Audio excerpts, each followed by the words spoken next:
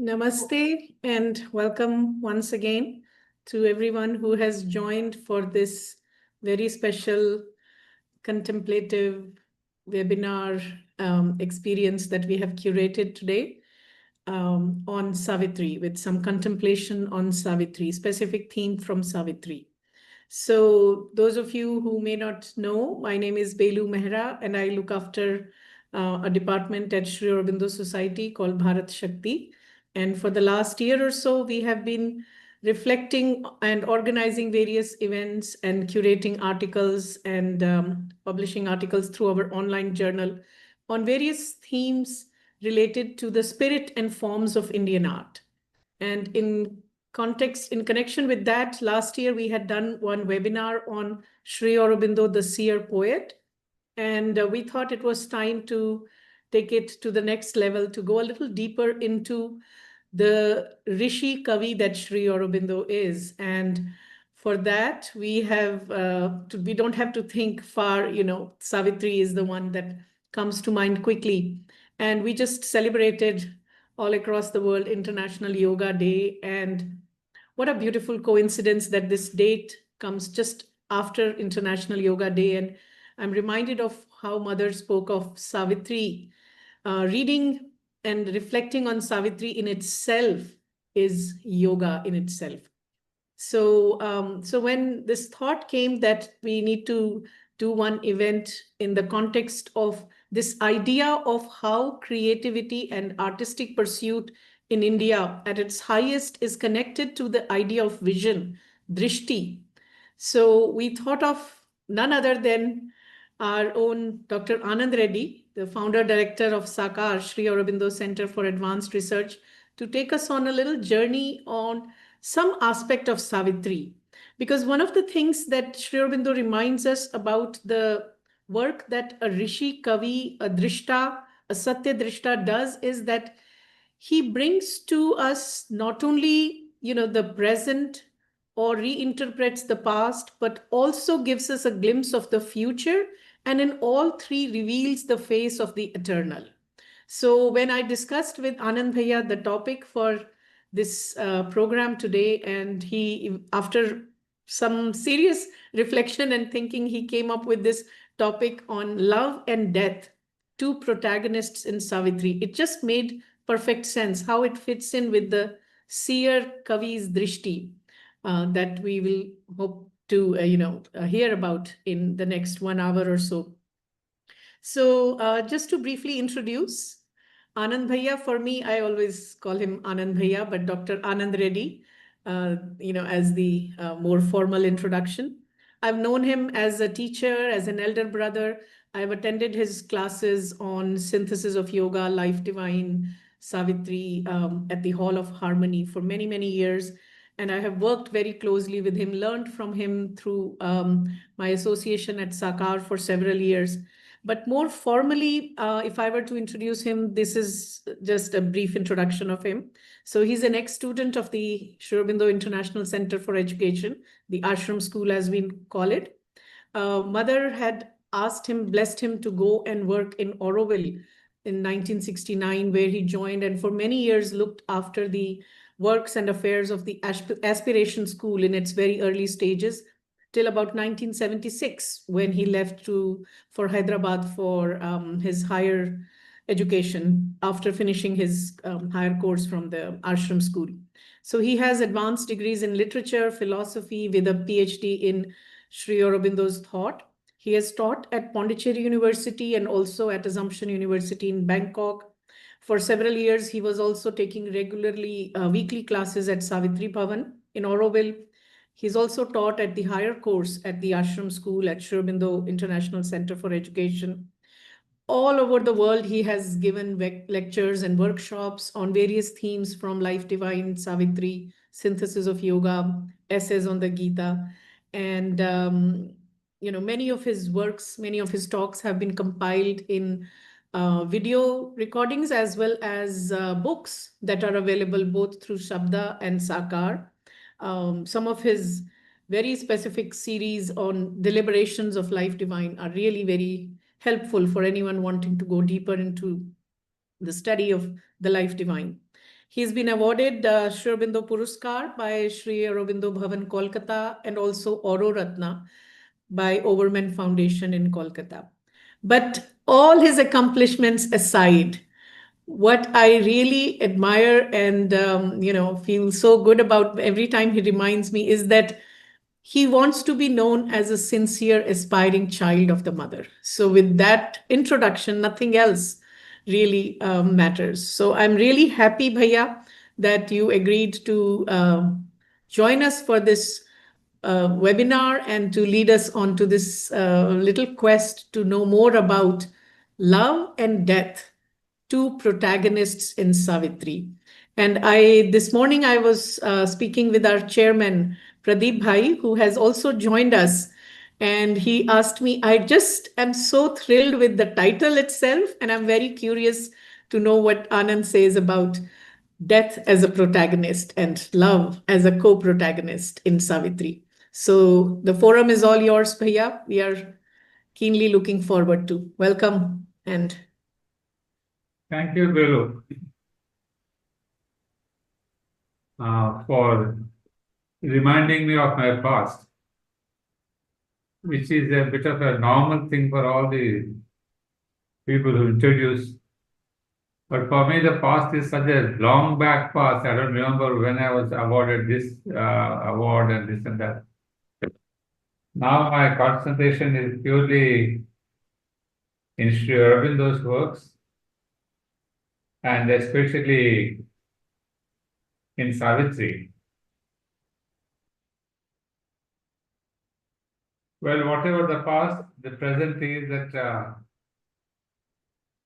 since Belu asked me to think about speaking on Savitri, some theme, I have ruminated quite many times on what to speak, because it's been so much spoken about, different themes, different characters. So it was a tough time to really find out some theme which is at least a little bit new. And I started referring to the mother on Savitri, what she has to say. And then she has said a lot about death, the personality called death. And of course, Savitri, she has spoken much about that. So I thought of putting them together. And before I go further, can I see some more bright, beautiful faces?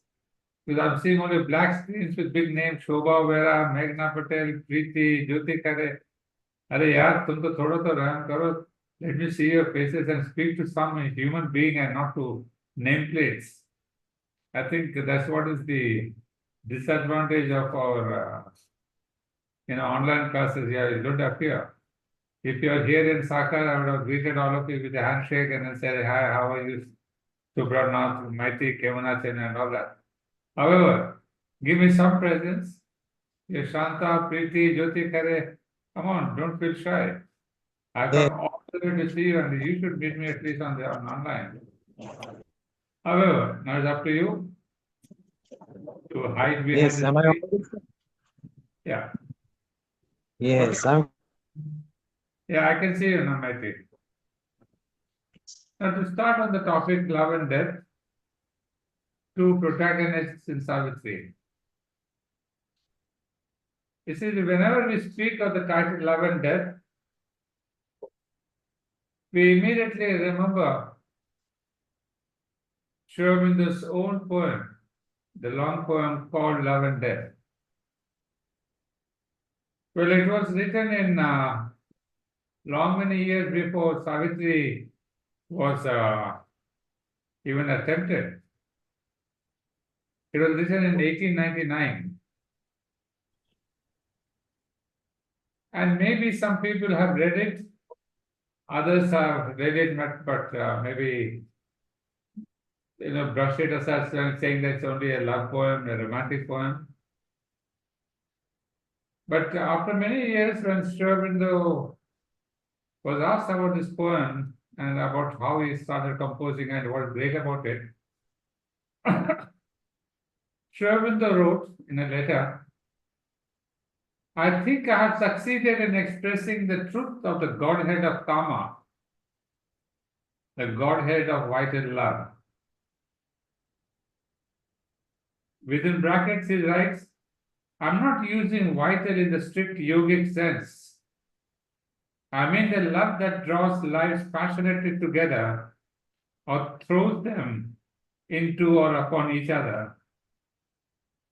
He writes, the Godhead of vital love with a certain completeness of poetic sight and perfection of poetic power, which puts it on one of the peaks, even if not the highest possible peak of achievement.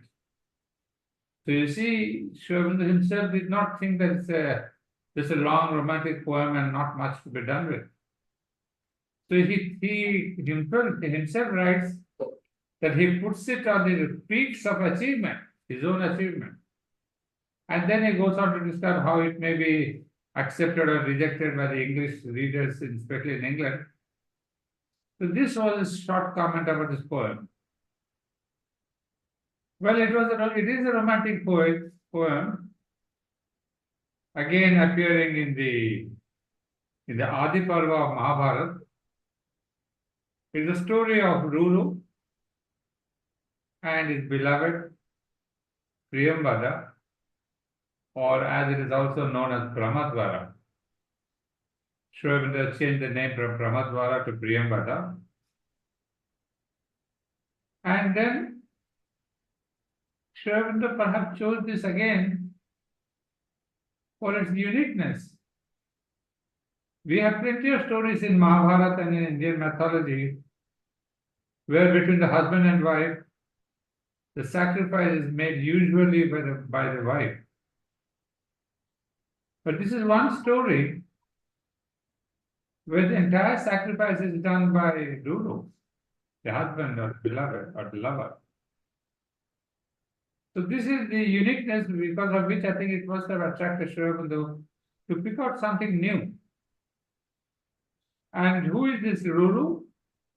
Ruru is the son of Pramati, and Pramati himself is the grandson of Brigu. So we see it has an ancient traditional connection. And between the two, Ruru and Priyambada, Sri Aurobindo describes Ruru as I just picked up a few lines characterizing each Ruru and Priyambada. He says about Ruru, came Ruru back to the white-bosomed girl, strong-winged to pleasure. She, all fresh and new, rose to him, and he plunged into her charm. And who were these mortals? Ruru, he had the blood of gods and titans old. And Apsara, his mother, liquid-orbed, bore to the youthful Chavan's strong embrace this passionate face of earth with Eden touched. And Priyambada, she is Menaka's momentary on the earth, to yoke of swift terrestrial joys she bore, immortal to the fair Gandharva king, a mortal blossom of delight that bloomed. Young Ruru found and plucked, but her too soon that the fatal hooded snake on earth surprised, and he through gloom now travels armed by his love. Well, you must have caught the storyline. Ruru and Priyambada, they are great lovers. And of course, in the peak of their love, unfortunately, when Priyambada was in the garden, the forest area, suddenly a snake comes and bites her. And when Ruru comes, he sees the dead body of Priyambada, and he goes into great sorrow. This story also reminds us of the Greek story, Eurydice and Orpheus, very similar. in the theme of the Greek and the Indian story is very, very similar. The end is a little slightly different, but the theme is same. So Ruru, in all his sorrow, as it was said, he approaches Yama and demands that he release Priyambada from his grip. And then Yama tells him, but sacrifice is stronger.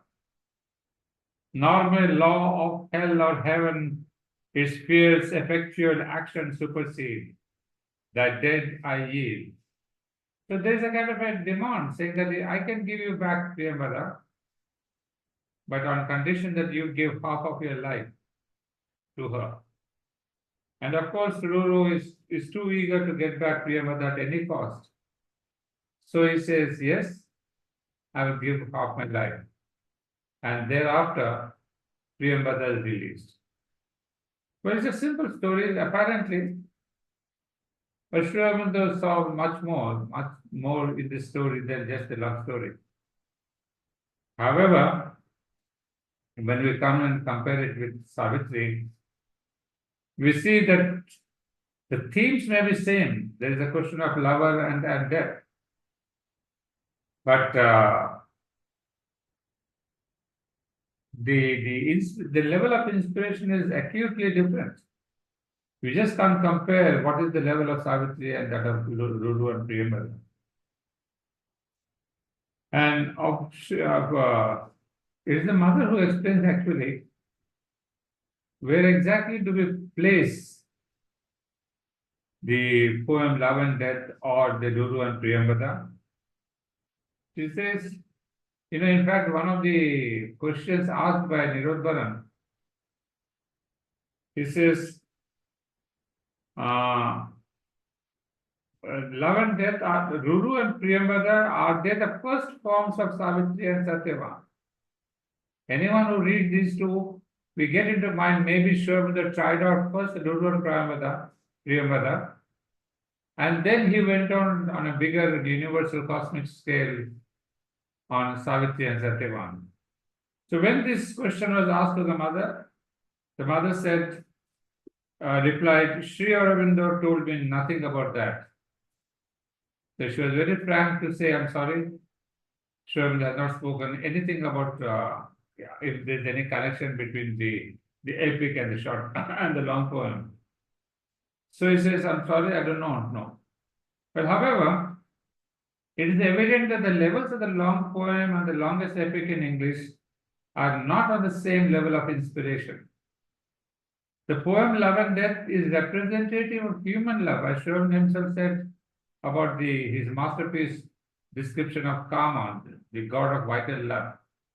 So Mother also tells us the same thing, that it is a representative of human love which does not understand and feel divine love. Of course, she did not say in the context of Priyambada, but in the context of human love, she says that normally people do not understand and feel the divine love because divine love is free of attachment and of the need to please the object loved. I mean, you can see Mother really gives you the crux of the meaning that divine love is free of attachment and of the need to please the object loved. And obviously we can see this is not the case in Ruru and Priyambada, where there was a tremendous attachment. There's the question of desire. And therefore she explains further saying, that's why people don't understand. For them, love is so much like this. She puts her fingers like that they cannot even feel or believe that they love if there isn't any attachment like this. And necessarily the consequence of attachment is the will, the desire, the need to please the object of one's love. When you can see, it's a very beautiful and a simple description of human love. Not only there is a question of attachment, but she repeatedly says, in this human love, there's a need to please the object of one's love. In either side, there's always trying to see how do I please the other person? If there's no pleasing of the other person, we do not think that we are even loving the other person. So this is the basic definition she has given. And then she further says, if you take away the attachment and the need to please, people scratch their heads and wonder if they love. And it's only when you take away these two things that divine love begins. So what a high condition she has kept on the question of divine love. There's not only a question of no attachment and desire, but also the need to please. This is a wonderful new element which has opened up my eyes, and when I look around and I really see, yes, this need to please, how do I, it's not a question of, we have this special 14th February day, the Lovers' Day, this day, that, all the time pleasing with the object, with the event, with the actions, with any kind of thing. But this is the thing that she says, if you take away, then only when you take away this attachment and the question of pleasing the object of love, then begins the divine love. So this is where Savitri comes in as an embodiment of divine love. Her love is not a hunger of the heart, as was derogatorily described by Death, who says, what you call love, he tells Savitri, what you call love is the hunger of your heart.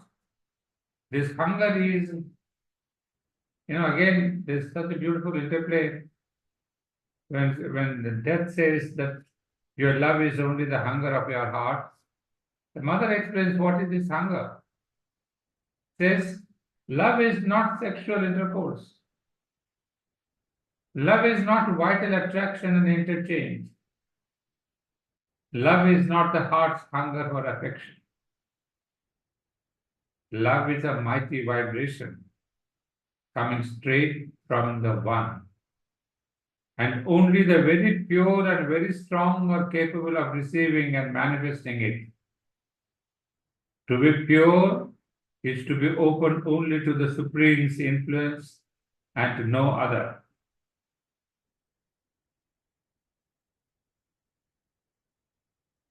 So whatever you say about Savitri, and there are many passages where we see that her love, her universal love, her embracing love.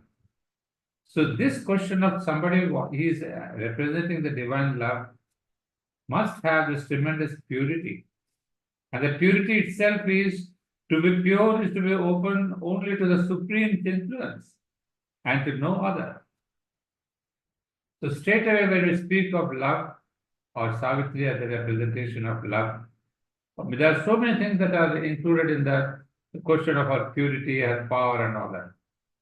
So here, first we have understood what Savitri is, at least from the mother's definition. But I would like to trace what are the origins of this concept of love and death.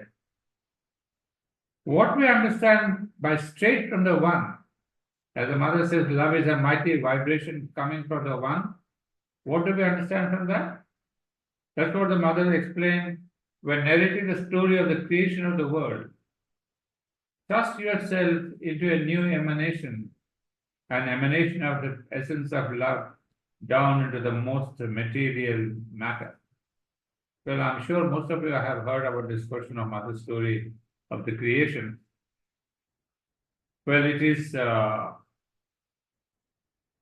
course, she, in the context, she also said, if the mother, if Savitri is the emanation of love, Satyavan represents the avatar. He is the incarnation of the Supreme.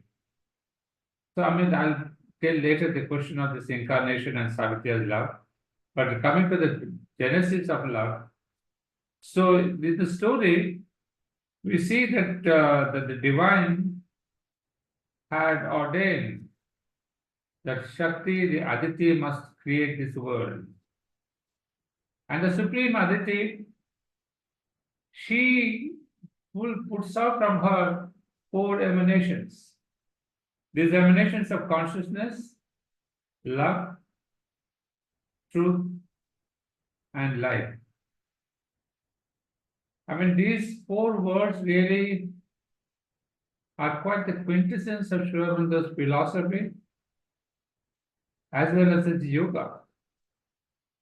I mean, of course, this is a story, but when we dig deeper into the story, they represent all the writings of Sri Aurobindo, Peace, philosophy, synthesis of yoga, Savitri, and of course the Bhagavad Gita is the same thing. So what happens here, that when these four powers or the four emanations, they were asked to create this universe, and then in this act of creation, they go further away in their consciousness from Aditi. And this is the essence of this creation, that they go away from the umbilical link of their origin, the supreme Aditi, and then they all turn into their very opposites. Consciousness became unconsciousness, life turned into death, truth became falsehood, and love became suffering. Hence, Sat, Chit, Tapas, and Ananda inverted themselves to falsehood, unconsciousness, death, and suffering. In philosophical terms, it's a separation from the origin that created the whole disorder. In a way, it's so simple to see that this entire ignorance, disorder, falsehood, etc., whatever we see amiss in this world, in this creation, in this manifestation, is nothing but a separation from the origin. And all that we speak of in yoga, saying that we should have the psychic realization, the soul's realization, whatever we want to say, is nothing but a single sentence of going back to the origin, reconnecting with our origin. That is yoga, that is philosophy, that's human cycle, that's everything. That's a quintessence, because that's where the whole problem started. Is the going away from the origin started this manifestation of the darkness, ignorance, and the return to the origin is the steps of yoga. And how to do, what to do, because there's plenty of it that we can tell. So in a way, it is the whole thing is a kind of a willed separation. When the Ekam Eva, the Supreme One, chose to become the many, the whole problem started. The problem and the solution, of course. And then the four original emanations in the superconscious ended up in the inconscient, which is the beginning of evolution. Something that wished but knew not how to be, teased the inconscient to wake ignorance. Sure, those of you who have read the Savitri, is there in the very first canto of book 1. And that something was the first emanation of love. That something that teased the inconscient is where we see the emanation of the Supreme Divine as love. Well, the story is told that when Aditi appeals to the Supreme saying, this is what has happened, there's a complete opposite thing that has happened, then the Supreme says, I will myself descend into that matter and reclaim and revert all those processes and will bring them back. So he himself plunges into the inconscient. And that is the first emanation of love. And in fact, later on, the mother goes to describe that emanation of love in matter is the first instance of Satyavan. What we call the question of Satyavan as the first avatar, as the mother herself said. So that is the real first avatar. Somebody was manifested in matter, and that manifestation is the incarnation of love. And then we also see Savitri represented as the supreme grace. That being the genesis of both love and death, we can assume that these two are the protagonists of Savitri. The rest of the characters such as Ashwapati, Satyavan, the Queen Mother Malvi, and the blind king Dhimatsena and his wife Shibya, along with Narad, are the ones who are supporting characters in preparing and fulfilling Savitri. It was Ashwapati's call, or as the poet puts it, a world's desire compelled her mortal birth. It was his fixed and unfailing aspiration that calls from below, to which the supreme grace from above responded. All of you know this. When Ashrapati prayed to the mother, the Supreme Mother says, I've heard thy cry, one shall descend and break the iron law, change nature's doom by the lone spirit's power. So in this book, The Mother, there's this famous line that when there is a fixed and unfailing aspiration, from below, the Supreme responds by her grace. So this entire story of Ashrapati and the Supreme Mother is a perfect example of the first line of the book, The Mother, the call and the grace. And so that is how I see that the Savitri, the Supreme Grace, descended upon earth, and then in order to don human nature and a mortal body. Her purpose in the descent was to change nature's doom, the doom of death, and to rescue Savitri, who had himself descended into the realm of death. The descent into death was meant to call the divine love, Savitri, into the inconscient, who alone could transform the inconscient Godhead, death, and bring into it the supplemental light and fix it in the inconscient cave. But here is again the beautiful old Vedic story about the caves that have been hidden by the Dasyus, the light that have been hidden in the caves. So there's again a link. That's how Sri Aurobindo calls this entire Savitri as a Vedic lore. Because essentially, if you really see that one story,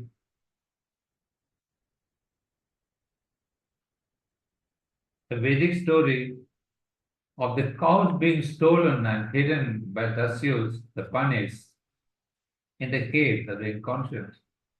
And the whole search begins how to bring back those cows. And cows are those light, representing the the light. And that's exactly the whole of Savitri is nothing but a single story. This is tremendously closely related to the Vedic lore. And then when I realized how Sri Aurobindo writes in his own note on the beginning of the Savitri, that this is based on a Vedic lore. That is the lore, that's the story, that's the myth. So here we see the descent of Savitri, descent of the mother, whatever we say now, that this Satyavan purposely went into death, into the realm of death, in order only to invite Savitri into the realm of death, and therefore she alone, Savitri or the mother, could conquer and bring back those cows of life and that ignorance of the darkness, and then transform it. So in a way, this is the story of the Vedas where the Supreme descends. For the descent, although somebody in the descent has to call. So Satyavan is not just an ordinary man, he is an avatar. The avatar aspires for the descending avatar. So we say even with Mother and Sri Aurobindo, if Sri Aurobindo is the ascending avatar, Mother is the descending avatar, just as Savitri and Satyavan. Now we come to the question of death. Now very interestingly, when we speak of death, we immediately remember the Katha Upanishad, and there again there is the story of Yama and Nachiketa. But the presentation of Yama and Nachiketa is completely different there. Here Yama is somebody who is the knower of Brahman. He is not represented as somebody who is negating life. Of course, that is there, but in Sri Aurobindo is like there, but in Katha Upanishad, he is somebody who is the knower of Brahman. So he tells Nachiketa, for this syllable is Brahman, this syllable Om is the most high, the syllable if one knows, whatsoever one shall desire, it is his. So you can see there's a vast difference how both these poems have been represented in Savitri and in Katha Upanishad. And then Yama further says this self is not to be won by eloquent teaching, nor by brain power, nor by much learning, but only he whom this being chooses can win him, for to him this self bears his body. You see, for one who has chosen the divine has already chosen.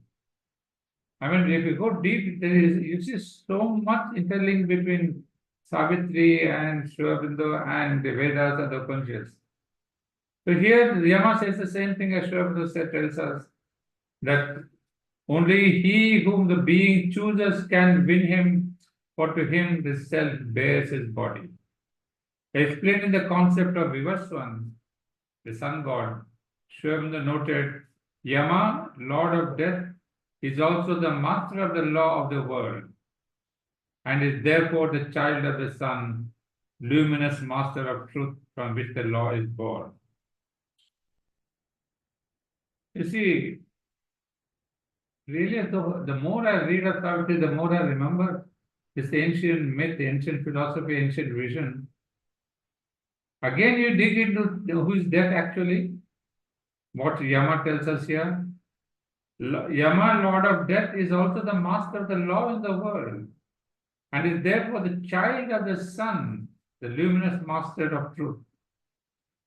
So this is where Sri Aurobindo comes into to tell us that Yama is actually not the negative personality, but in its origin, he is the son of Vivaswan. He is the son of the master of truth. So he is also the face of the Godhead of the sun. But now we have a different kind of representation. You see, it all depends how Upanishad gave us the bright side of Yama, the knower of Brahman, the child of Vivaswan. He is himself the divine law. But Sri Aurobindo has taken Yama as the god of death. He doesn't take as Yama, but takes up death in a completely different angle.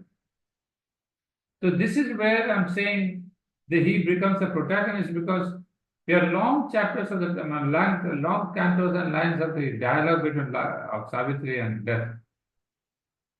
But what do we see there?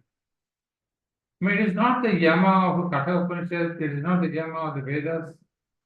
It is somebody on the human level. And on this human level, Mother says, death is representing the materialistic thought of man. So that single phrase that I got from the Mother clarifies the whole image of who this god of death is there. He is the materialistic thought. So it's not just only I thought the mind of man is not even the mind. It's much below that. She says he is a materialistic thought. That means all that the human being is today, the materialistic man. And that is in our collective consciousness is represented in death. So this phrase from Mother is very, very significant. And then this death, he derides all human beliefs, concepts, philosophies, inventions. Because he is so materialistic, he doesn't believe in any higher thought, philosophies, or religion, or anything. And this entire dialogue between Savitri and death is exactly a wonderful example of the materialistic man speaking and the spiritual vision. So what is what are the two opposing views? The spiritualistic vision and the materialistic thought. So if you remember this, you'll understand the dialogue so very clearly. Repeatedly is nothing but death keeps on representing the human being as the materialistic thought. And of course, we have just an example, random example. Yama says, this Lord of Death says, and sciences omnipotent in vain, by which men learn of what the suns are made, transform all forms to serve their outward needs, ride through the sky and sail beneath the sea, but learn not what they are or why they came. Because of this extreme pessimism,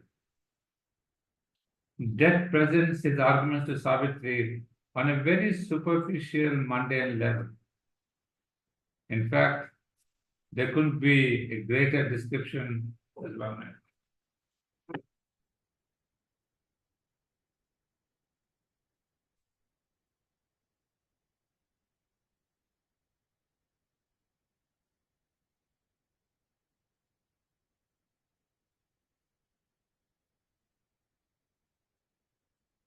When the mother says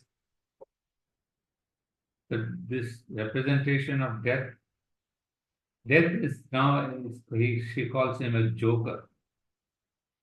I quote here a humorous conversation of the mother when she was translating into French a debate of love and death. I mean, it is so humorous, and at the same time, it hits on the nail. It hits the nail on the on the head of the subject of death. Because when we read these passages, some of these passages from death are very inspiring because we are a mental creature, and we seem to understand that because it represents our own thinking, our own nature.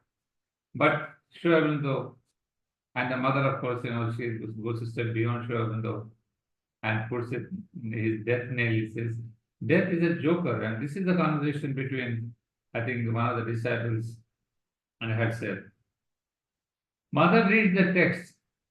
Aha, what a joker.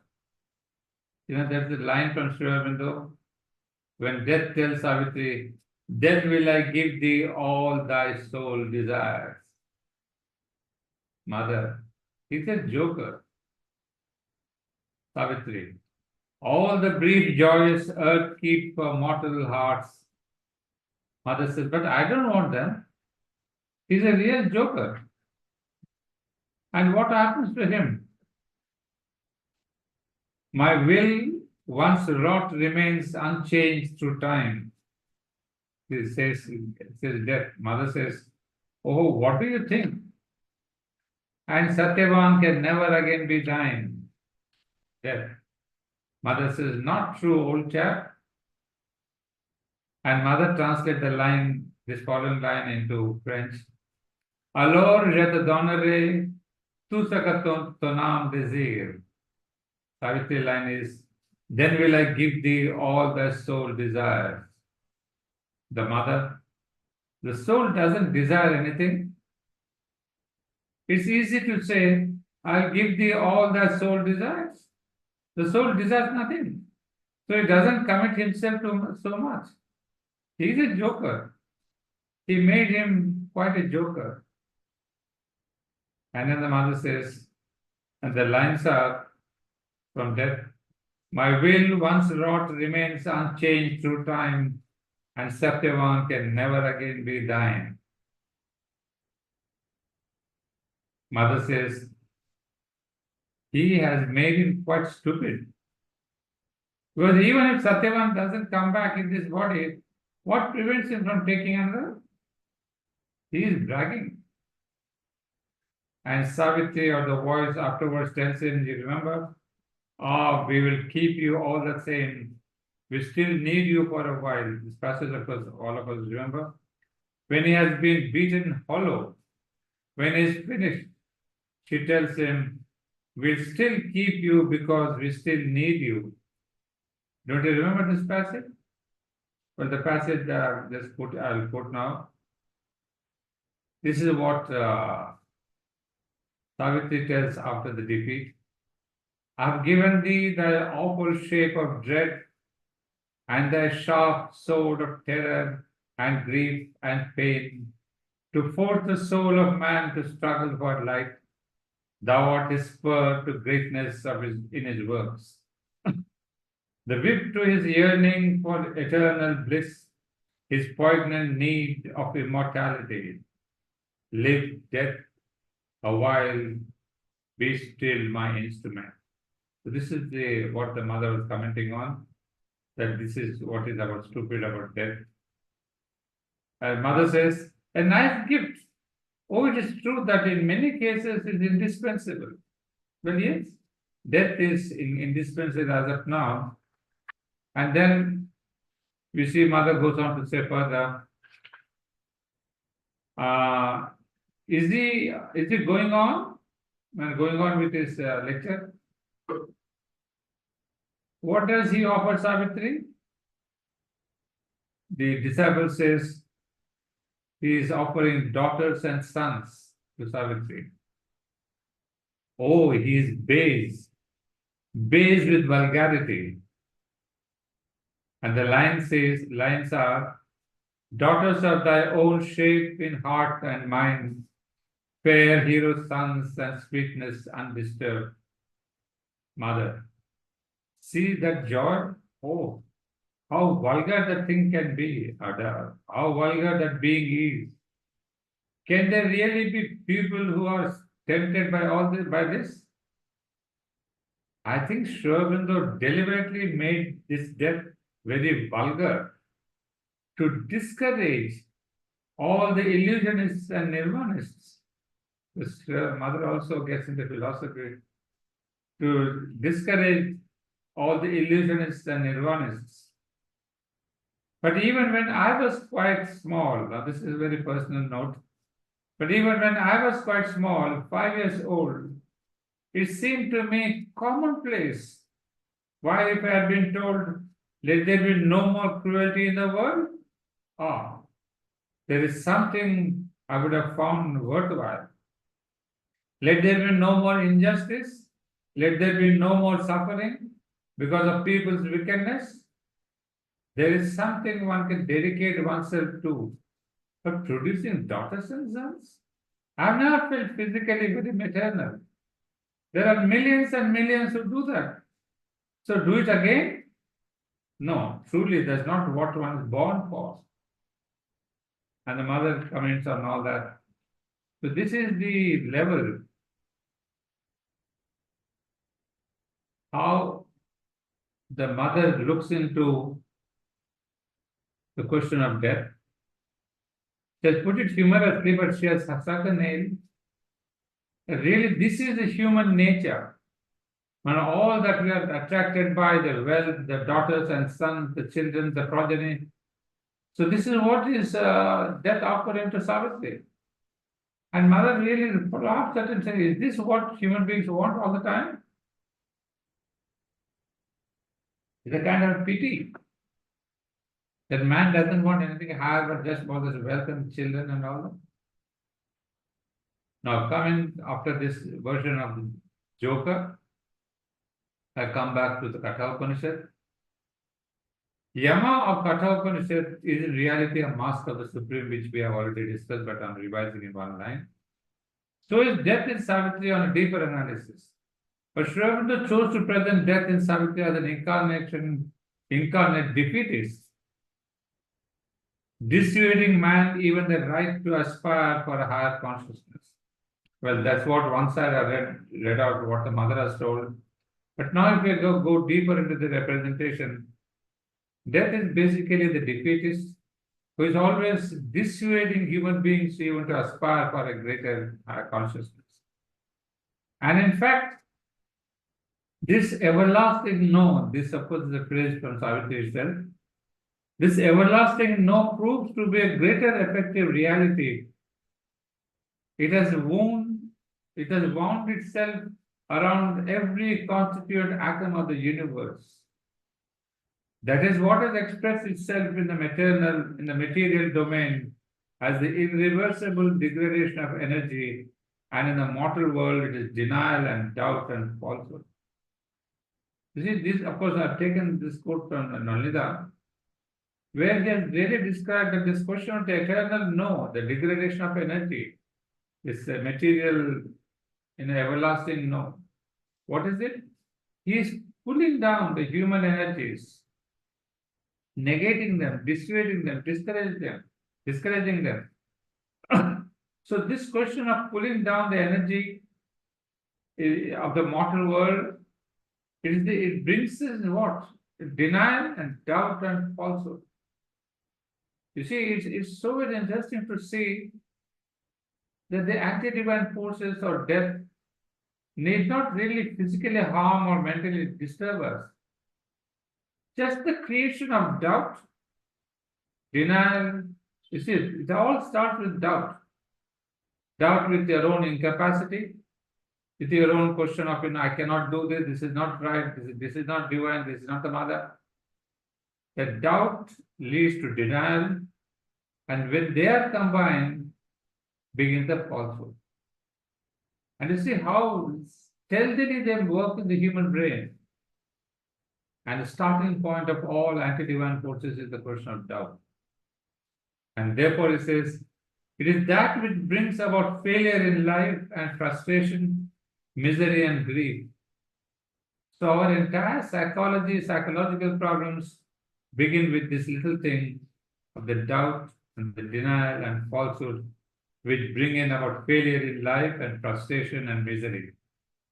But then Savitri's vision penetrated beyond and saw death is a way of achieving the end more swiftly and more completely. You see, why does Savitri say that you stay on, we need you?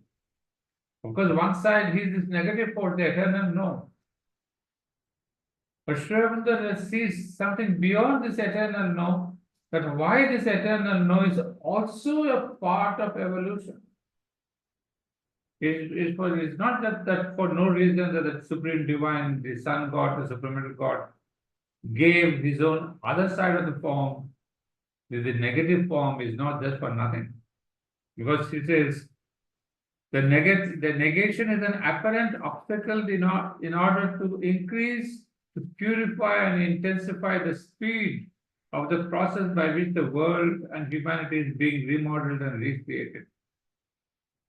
So this is actually what we believe, that is there to purify, intensify the speed of the process by which the world of humanity is being remodeled and recreated. The terrible Godhead pursues the human endeavor till the end, until he finds that nothing more is to be done. Then his mission too is fulfilled. So a last cry, the cry of a desperate dying death, pierces the universe and throws the final challenge to Savitri, who says, I hail thee, almighty and victorious death. Look at these words, even after this question of defeating death, Savitri says, I hail thee, almighty and victorious death. Because it's not that the death has got victory here, but the victory, but after the transformation, there's a victorious death because it regains its higher status, the original status. The grandiose darkness of the infinite. You see, this is a fabulous phrase. Darkness of the infinite. So it is all in the plan of the Supreme, that how this darkness has come in order to really purify us, to give us a spur to really perfect ourselves, to live our life perfectly and to really work to the end. And it's only when mentally, vitally, and physically we give up, nothing more to manifest ourselves in this life, then only perhaps the death takes over and says, okay, you have done your work, now you may leave this body and take a new one. So this is where we see the mission is fulfilled, and Savitri also tells, thou grandiose darkness of the infinite, I have given thee thy awful shape of dread. Who is this I? The Supreme Mother. She says, I have given thee thy awful shape of dread, and thy sharp sword of terror and grief and pain, to force the soul of man to struggle for life. See, it is also a divine hand. The divine doesn't all the time persuade you with gentle words and telling us you should be aspiring all the time, trying to, encourage us. The death is there to really spur our movement, to really bring in us, to force the soul of man.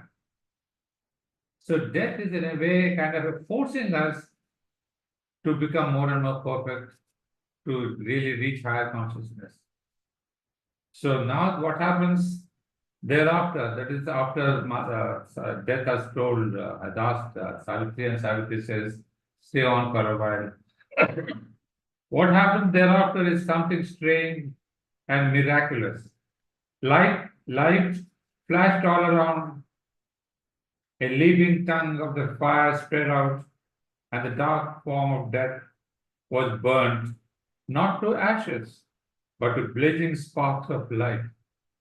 And this last passages where all of us know what I'm referring to, the battle, the last conversion, the transformation that's taking place. Now here is where the most important thing that I'm connecting between love and love and death. What is the line that Sri Aurobindo tells us?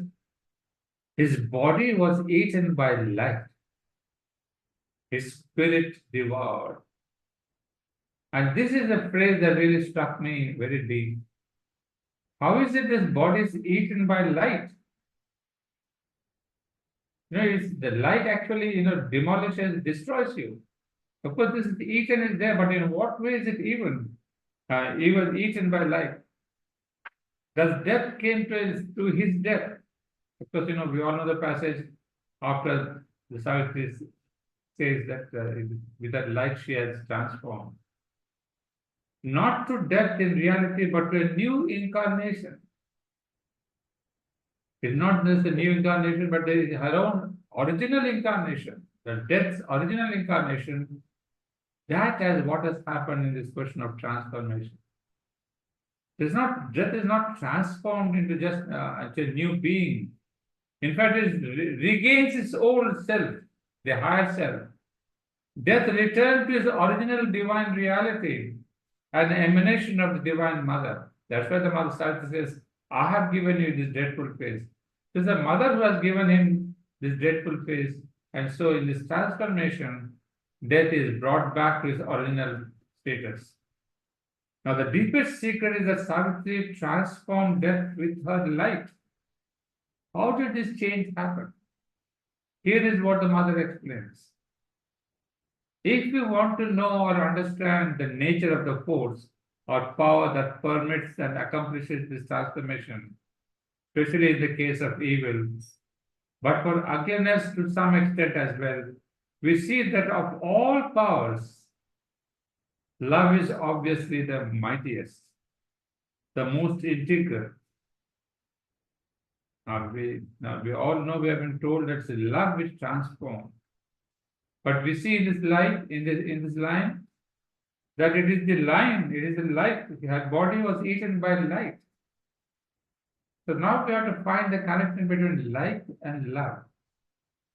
And Mother also explains here, it is even mightier, that love is even mightier than the power of purification, which dissolves bad winds and is in a way master over the adverse forces, but which doesn't have the direct transforming power. Now this power of purification, what intricately she tells us, there is a question of power, of purification, there's a question of love, there's a question of light. So in all this, how does she combine? She says purification dissolves bad wills and is in a way master over the adverse forces, but which doesn't have the direct transforming power. Because the power of purification must first dissolve in order to form again later. So you see this intricate difference? First, the power of purification dissolves the object, the body, and then she gives it a new body. It destroys one form to make a better one from it. While love doesn't need to dissolve in order to transform. It has the direct transforming power. Love is like a flame changing the hard into the malleable, then sublimating even the malleable into a kind of purified vapor. It doesn't destroy, it transforms. This is the secret of the last line of Savitri, how she doesn't dissolve death, but she instantly transforms. Had it been the power of only purification, it would have had to dissolve the form of death and then reform it, give it a new form. But here, keeping the same form, it's a lovely example she has given us. Love is like a flame changing the hard into the malleable. When you put a junk, rusted iron rod into fire, it doesn't vanish. The iron rod, which is full of rust and junk, it gets, burnt, all the rust and junk is burnt. We have this hot rod, and then the form changes from the iron thing, it comes into a new form, which is glowing, beautiful, with the golden light, the new form comes as the iron rod. So the old gets transformed into a new golden light, which is this original thing. So the mother simply says, it doesn't destroy, it transforms. It is so beautifully described in Savitri itself. When Savitri conquers death, it is exactly the same process. She doesn't destroy death, but with her immense love, she brings out the truth of death, and then death realizes his own infinite Godhead. It is as if the flame of love, as if in that flame of love, the false appearance of death was burnt off, and the truth of death came forth. In the Upanishad, we see that death is the son of Vivaswan, son of the sun god. So he is not an evil, anti-divine force as is normally understood. He is himself the son of the sun god, the supramental sun. Originally is that, but he has taken upon himself, or he has been given this form only to impel mankind towards its own perfection. In this manner, Savitri has an extraordinarily new approach to the vision of death. Death is no longer that hated thing, but a kind of purifying force in humanity. It upsets all that is false. In a line in Savitri, death declares, I am the gateway to immortality. Because all that is false, all that is incomplete, cannot enter the region of immortality. This is how death itself is a purifier. Therefore, Savitri does not destroy death, but brings forth the flame of her love, the real aspect of death. Now, there's one more line that I'd like to clarify. Now, what's the connection between light and love? Because we have been constantly referring to Savitri's light transform. And on the other side, we say it's a love that transforms. Now, the connection is here that all that is there as a material form, be it the sun or the stars or the universe, wherever there is light, originally that is the light of the supreme love. So what is there intended in the origin is the love aspect, that Ananda, Sat-Chit, Ananda aspect, love. And it's that love which in the objective world is represented as light. And it's from the sunlight there is this question of creation. And so what happens? I mean extraordinarily Upanishad is saying that all this is creation out of Ananda. This entire creation is created out of delight, lives in delight, goes back to delight. Out the same thing, Ananda. Out that means what? To love divine. So you see, this entire question, when you say the sun is the most important thing about this manifestation of the earth. Without sun, we cannot live. It's just nothing else to say that without the divine love, the whole of humanity cannot exist. And of course, what is this love? It has got different degradation at different levels. We don't enter into that. So here we see the question of love transforming. And the last thing, how does love transform? Okay, we have said love transforms to life. But there's one more thing that I'd like to add in the light of what the mother has said. That is the transformative power of love. It gets identified. It becomes all that is anti-divine. So love transforms, that does not destroy, because its capacity to embrace, unify, identify itself with the other. So apply the same thing to Savitri and the power of death. She embraces death. You see, love's greatest strength is this power of unification, identification. So this is exactly what happens, that this love identifies with death.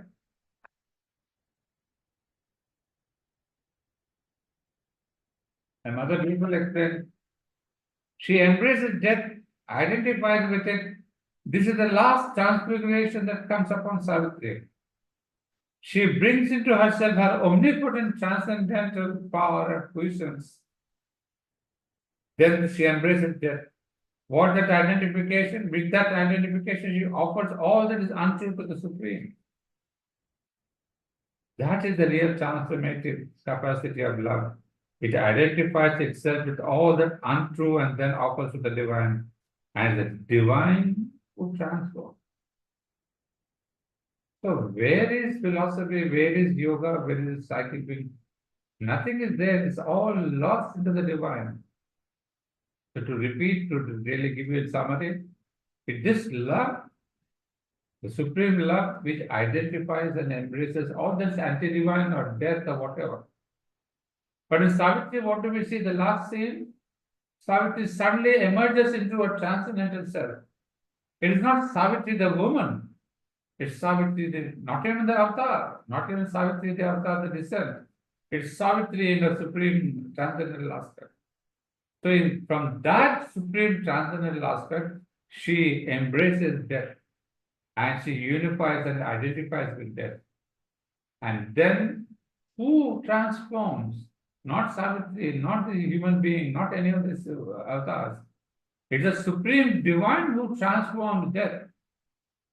So this is the magnificent meaning. We can see that this unification, identification, embracing the anti-divine, leaving it to the divine to transform.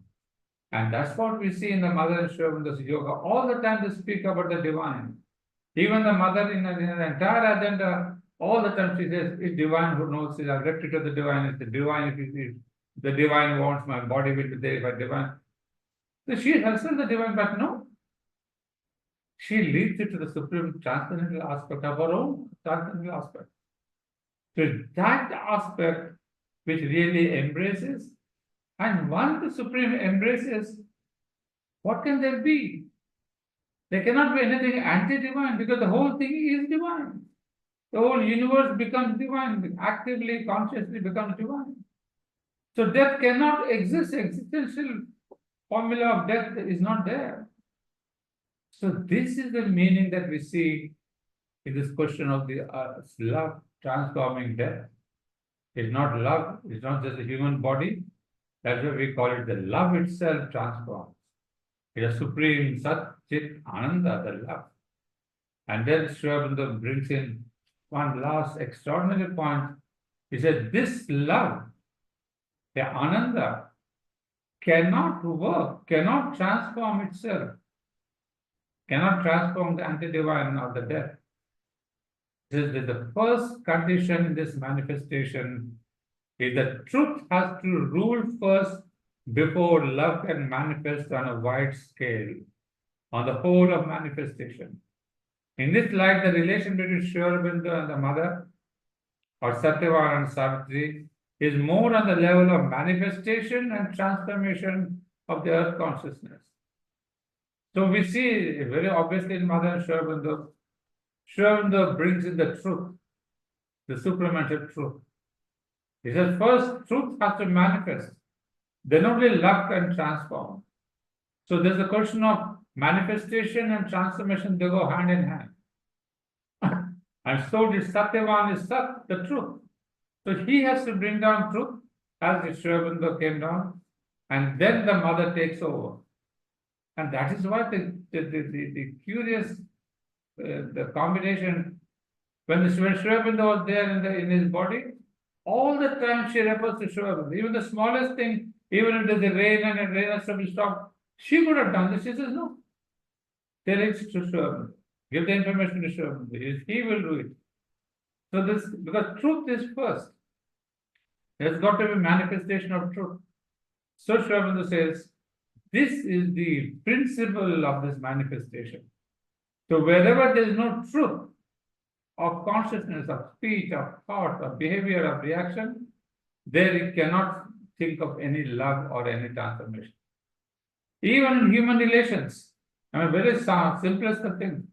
If there's no truth between the two couples, then there's ignorance, falsehood that comes in, and there cannot be any love. It's all a question of a superficial show. So every relation has to be based on truth. Then only love can manifest and do the miracles. That's even on the human level, it's simple as that. So Sri Aurobindo says, here in the Savitri, Satyavan, the truth had to be brought in. Ashwapati brings down the truth of the Supreme Mother. Then Savitri is born and she does the transformation, and the transformation of the death is done. And that is why both Sri Aurobindo and the mother had to plunge into the inconscient together.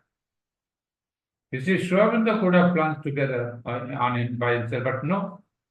He can plunge into the inconscient, but who will do the transformation? It's the mother, it's the love aspect.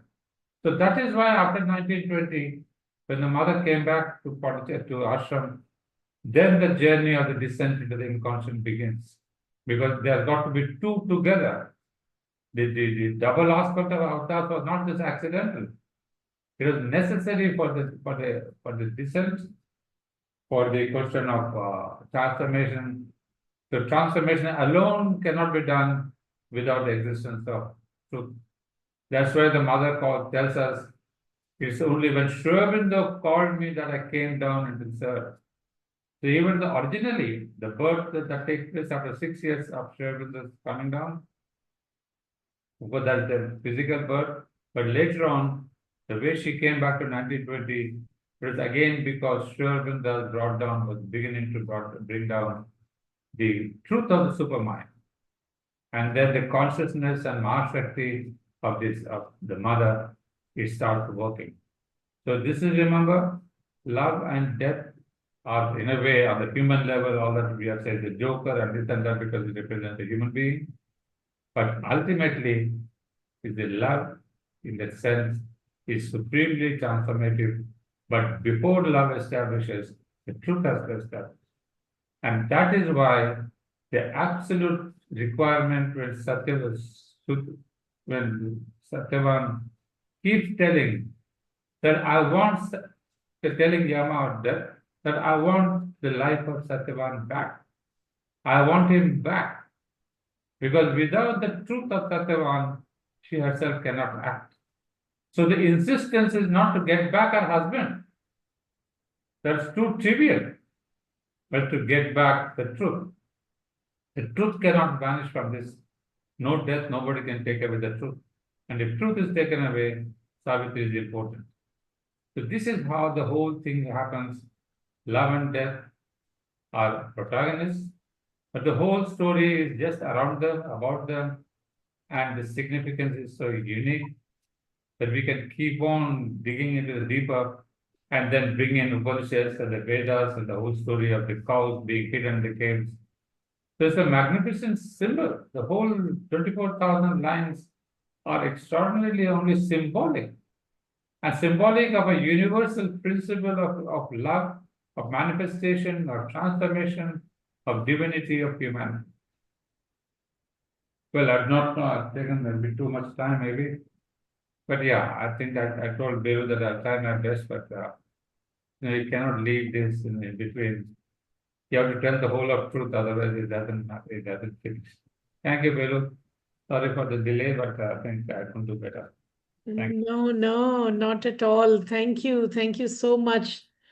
So many things. I don't know. So I don't know where to start, but if there are any questions, please feel free to unmute yourself and take advantage of this very rare satsang that Ananda conducts these days outside of the classes that he regularly teaches. So yes, please. I have several thoughts, but I would rather that those especially who are joining from outside Pondicherry, because I know Lakshmi Jyoti, myself, and Narendra and others, we can always go and, go to SACAR and ask. But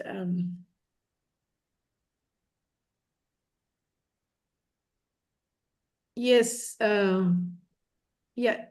Did you have any question? You are referring me, ma'am? Yeah, I'm asking if you. I thought you were raising your Yeah, hand. yeah.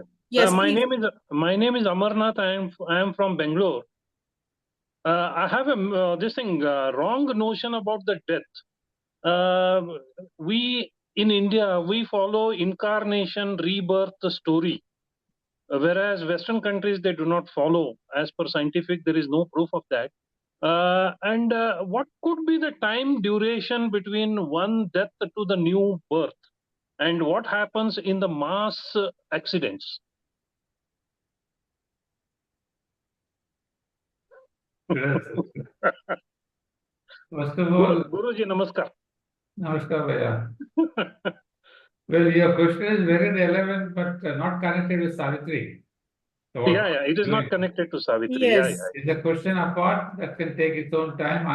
The other questions about Savitri, I'll answer them first and then I'll take you up.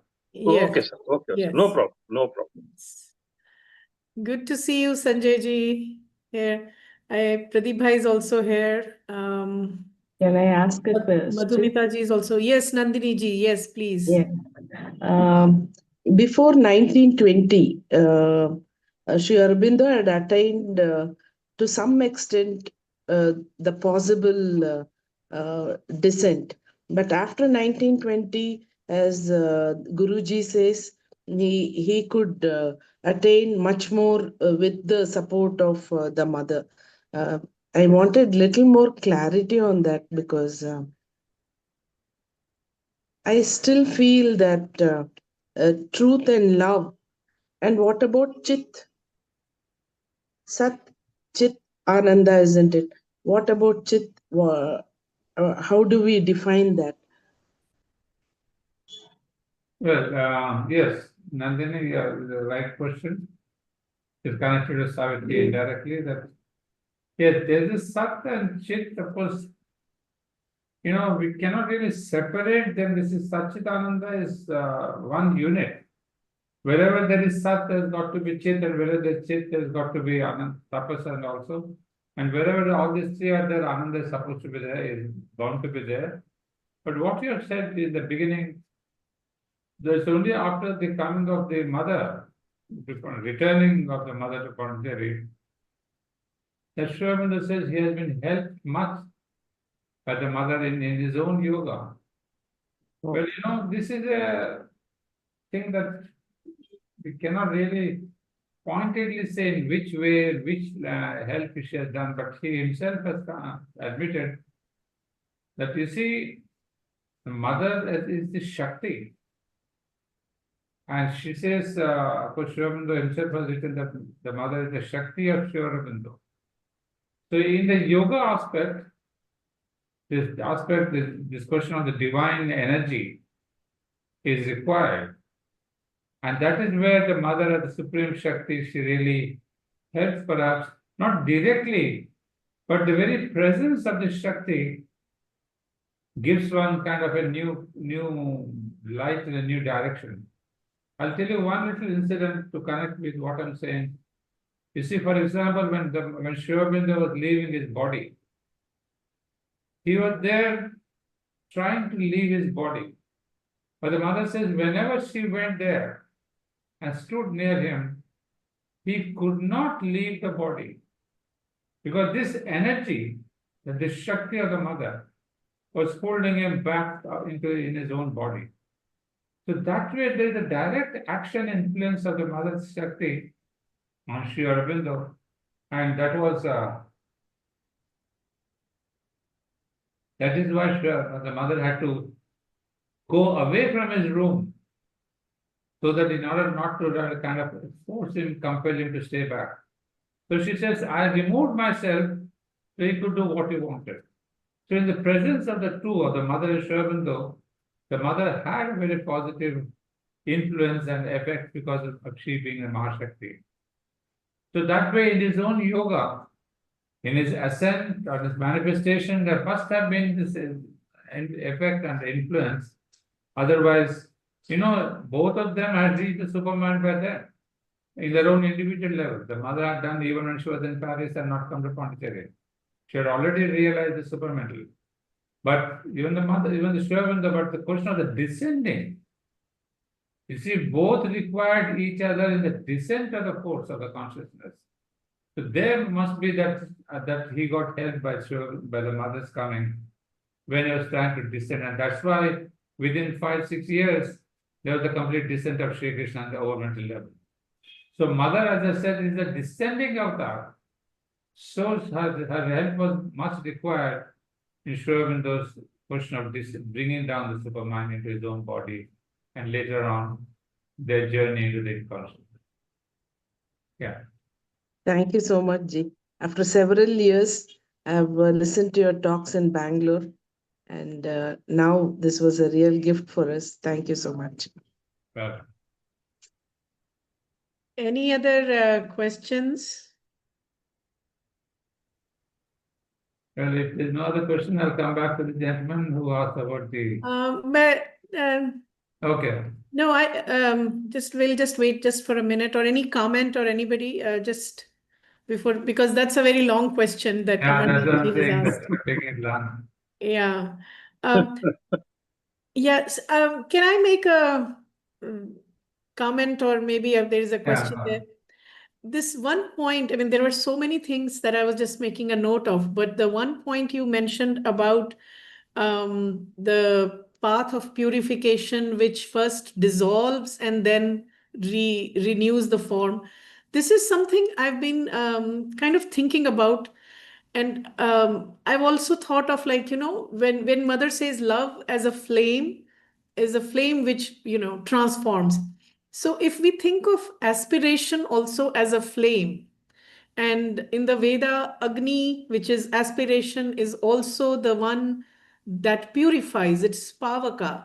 So I'm kind of a little not sure as to, what is that purification. Maybe there is a difference in the nature of the flame itself, because when I think of Agni, aspiration, the Pavaka, the purification, maybe there is some kind of rejection also involved, which is the dissolution part. And when Mother talks about love as a flame that only transforms directly, I think of what Mother describes elsewhere as, or maybe it is Sri Aurobindo who has written, that the psychic love is a white flame, whereas the other vital love is a bright red flame or something like that. But I don't remember that part, but I remember this clearly: psychic love as white flame. So when I think of white flame, when I visualize that, it does not have that passion of the other kinds of fire. Am I thinking correctly, or I don't know? Yeah. I just thought you'll. No, very rightly you said, and especially what you said about purification comes with rejection. You see, rejection is part of purification, it's a synonyms. So this question of rejection, etc., does not fit into this entire theory of the love, which identifies even with the anti-divine and then transforms. So there's no question of rejection there. It embraces, normally we should say, and anti-divine forces of death should be rejected. But in this question of flame or this love, there's no rejection involved. But had it been only the purification, there is a question of rejection. So your note there is very right. And then the question of the white flame, yes, there's no passion in that. There's a complete such a purity in this flame of the love. Purification is included. It's not something separate, it's included. So purification and transformation identification is one act. It's not this and then that. It's one single act, I suppose. Yes, thank you. Thank you for that beautiful clarification. So if there's no other question or comment, if you would like to respond to Amarnathji's query. Oh, this last question. First question, in fact. Yes, first. Yes. Yeah, this question of, you said, can you please repeat the question? I lost the track. Sir, about incarnation, there are two theories, one from the Eastern world and another from the Western world. My first question is, how much time it takes the soul transformation from a dead body to the live body? That is my first question. And my second question is, what happens to the what you call mass accidents or mass deaths, all of a sudden, so many souls will be coming out of the bodies. What happens? But a single soul does escape sometimes. Recently, we have happened? seen in our aeroplane accident. Recently. Yes, sir. First question, there is no fixed timing when it comes back or what's the time allotted. You see, when the soul gets back into its Ananda Loka, there it ruminates on all that has happened in just the previous birth that is taken up on earth. And then the question of the West and the East, yeah, there's not debate on that. The West doesn't believe in all that. Yes. Why should we waste our time on that? Hmm. So we believe in that. And of course, we believing and the West not believing is also Sri Aurobindo does not accept, because the truth is this. Hmm. The soul has to come back in order to transform itself, transform matter, transform world. If we say, no, I don't believe in a rebirth, that's not the truth. That's not the truth of spiritual truth. The whole rebirth is there because apart from this outer evolution, there's an inner evolution. Okay. That means you're deleting the entire chapter of the inner evolution, and just the outer evolution has no meaning in the spiritual evolution of Sri Aurobindo. Okay. That's number one. Secondly, the time factor is not possible to be told, because each soul has a different way, because it depends on how much time it ruminates. Hmm. And then it decides once again what is the next birth. All this time taking depends on the level of soul's evolution. Oh. The soul has evolved in a great manner, then the coming back becomes sooner, or whatever it wants to. So there is a decision left to the soul depending on its level of evolution.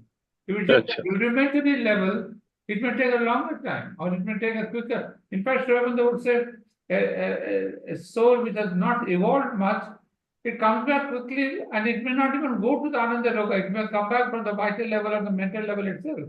There are intermediary zones are there, intermediary levels of consciousness. So he says, also do not come reach that Ananda Loka because of my level of existence here. If I've been living in the vital world and the mental world all the time and not having any inner contact, that soul which has been lost and trapped in a vital world, it goes to the vital world and stays there for a while and dismantling itself and comes back. Oh. So many possibilities are there. It's not difficult. It's not possible to have one single law. Okay. And the second part was mass deaths. now that the mother clarifies, where the same question was asked, and she says, yes, these accidents are universal accidents. It's not a question of decision of the soul. Hmm. They are universal accidents. There also she said the same thing. I remember when this question of this recent thing happened. She said even the soul is destined very strongly to really come back. Somewhere or the other, it returns to life, it remains in life. But even if it is very strongly destined, it has a purpose for its destiny. Otherwise, there is an accident, because you see, in nature, in life, in the world, it is not just the divine principle that is working all the time. No. There are hundreds of forces crisscrossing, and that we cannot just say it is the decision of the soul. No, because in his decision of the soul, there are crisscrossing other powers that are acting in this world. So the world is not directly under the rule and law of the divine. There are so many inter-between forces. So some of them get into that intermediary forces. So they go as an accident. She does accept that there are accidents which are beyond our control. But if there is a very strong aspiring soul, it can find, she has given many instances, even in the ashram instance, there have been people who have escaped a train accident and who came back and they said, yes, I was with you, I was protecting you. So that kind of protection was there, and so they could escape. So when we say the prayer thing in the aeroplane, we see people start praying and they're connecting. So at that moment, sometimes it does happen. There's no singular spiritual law that if everybody goes and then somebody it becomes not a possible thing, but it is it's a fact that in this universe of common masses, it's there, it has happened, if there's an earthquake, thousands of people die, and there's a plane crash, a train crash. So these are accidents of nature, which are not under the control of the divine. But one or two souls, or whatever the number of souls, can escape that kind of a tragedy. Okay. Thank you, Guruji. Thank you very much. Okay. Thank you. Thank you. That was in a short time, you really gave a very comprehensive answer. Thank you so much.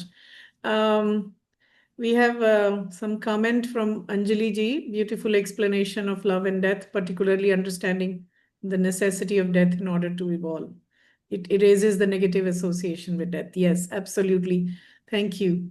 This is really, I mean, as you were describing, especially the part that you were reading of Mother's explanation, that humorous comment, death is a joker, is so stupid, is so vulgar. I was like just thinking how masterly, what a masterful storyteller characterization that Sri Aurobindo has given, This is what the good script writers do, as those who watch a lot of cinema would recognize. So, I mean, such a great script that he has given us, great characterization. So if there are any, okay, there are a couple of more messages. Yes, we request Peluji to have many more talks like that. Yes, of course, Nandini ji. And keep watching that group where I keep sharing. So please, I know there can be, more and more reflections, more and more reiteration, contemplation of many of the points that you mentioned. But we also have to keep time into consideration. It's after 6:30. So I think people always know your contact, or they can always write to us and we'll send some more questions and comments your way. But really, thank you so much for giving us this beautiful satsang, beautiful opportunity to reflect on, contemplate on love and death and the necessity, as Anjali said, why we need death in order to evolve until death becomes unnecessary in the transformed supramental world. So thank you so much, Bhaiya. Thank you so much. And thank you to all the participants for joining and for staying with us for all this time. So thank you. Namaste. Have a beautiful evening, all of you. Thank you.